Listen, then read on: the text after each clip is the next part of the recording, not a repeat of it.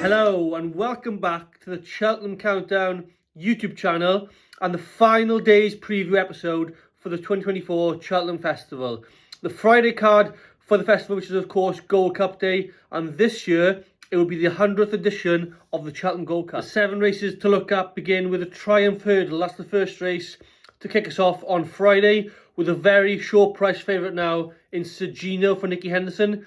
He's definitely a worthy favourite, I think, but I'm not sure he's worthy to be that short for a Grade 1 just yet. He's obviously the one to beat, given his impressive display over course and distance last time out.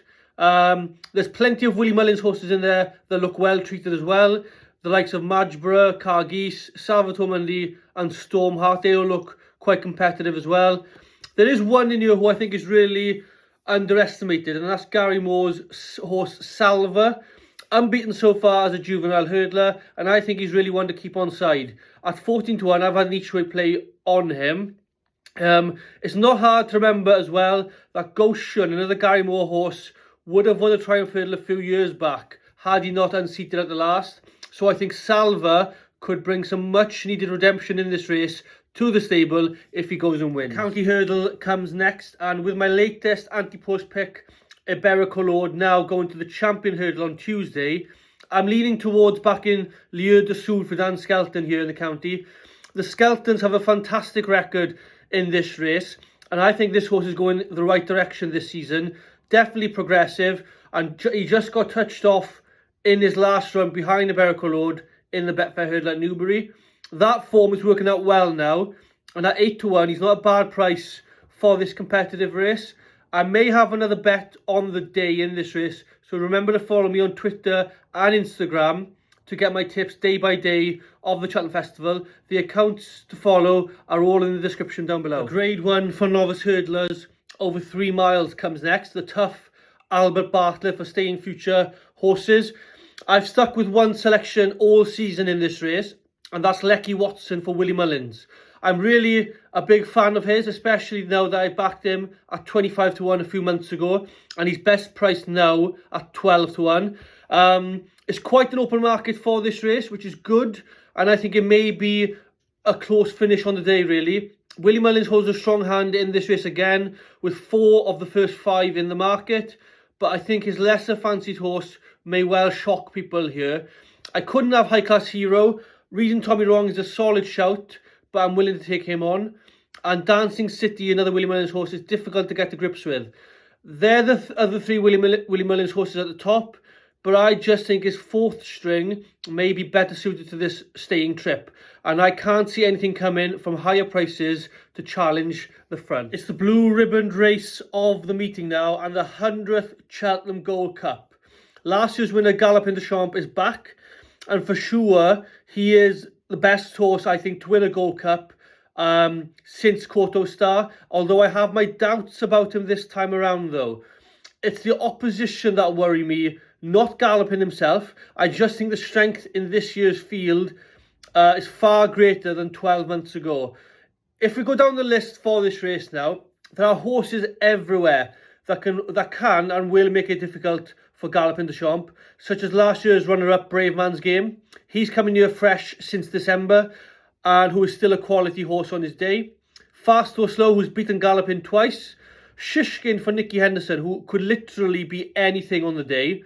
There's also a Grand National winner, Korak Rambler, who will always come late for a finish. He runs here. Long Press is back for Venetia Williams, and who I really rate. Hilwick, the King George winner, and Gentleman's Game as well, who I wouldn't be put off backing off on each way on the day. He's a horse who always improves. It's so difficult for me to want to take on Galopin Des Champs, but at even money or just better, I think I have to. And although that's the case, I still don't know which horse of the horses I listed just now as a threat that I'll side with. I'm not sure yet on the day who I'll pick, to be honest. It's going to be a late decision on who I do decide, but I may have 2 just as backup each way perhaps. But one thing's for sure, it's one hell of a race and a proper way to celebrate the 100th anniversary of the Cheltenham Gold Cup. My nap on day 4 is going to be in this race now, the Foxhunters Chase, and it's Ferns Lock who I think will prevail. It'll be between It's on the Line and Fernslock, I reckon. But in this race, I want someone that's going to be quite handy at the front and not be held up and risk getting stuck behind others later on. So Fernslock for me will be my nap on Friday, and I think he will win the Hunters Chase.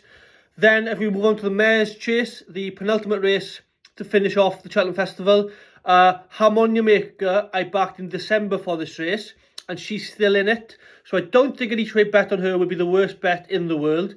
The favourite Dino Blue and second favourite Allegory Devassi I think are solid. So I'll probably put up the latter for this race as well. Limerick Lace is a worthy candidate too for Gavin Cromwell, but it's Allegory Devassi for me, along with Harmonya Maker each way. The last race, and always the worst part of the week now, is the Martin Pipe, because as we all know, the festival comes to an end. Pressure is on to sign off with the winner, and there's a couple who I'll be putting up to try and give me a last gasp winner in the festival. I think better days ahead for Gordon Elliott is well handicapped and will go very close. And I'll also be back in No Ordinary Joe, who came second in this race last year behind the rope. And that's nearly everything from the preview videos this week for Cheltenham from me. One last thing I'm going to do is give you all my 4 best naps of the festival. One for each day of the festival itself, and then one outside each way bet for the week in a handicap. So day 1, my nap is Lossiemouth.